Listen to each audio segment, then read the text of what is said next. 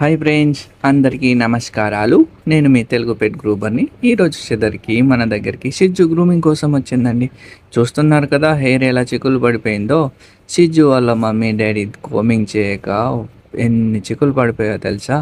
ఆ హెయిర్ తీసేసరికి మాకు తల ప్రాణం తోకొచ్చిందనుకోండి. ట్రిమ్మరు ఆ హెయిర్లోకి దూరక వామ్మో, హాఫ్ చేసే కట్టింగ్ గంటన్నర పట్టింది ఫ్రెండ్స్. చెప్పుకుంటే తీరదు మా బాధ. చూడండి ఎలా ఉందో. మళ్ళీ ఫోజులు ఇస్తుంది సిజ్జు అయితే.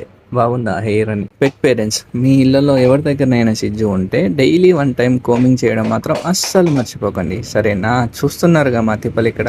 చూడండి ఎంత అమాయకంగా చూస్తుందో. అరే నాకేం తెలియదు బాబు, మా మమ్మీ డాడీకి తెలుసు, నాకేమైనా దూకోవడానికి వస్తుందా చెప్పు అనే రీతిలో చూస్తుంది. ఫైనల్గా కటింగ్ మొత్తం కష్టపడి అయిపోగొట్టేసాం ఫ్రెండ్స్.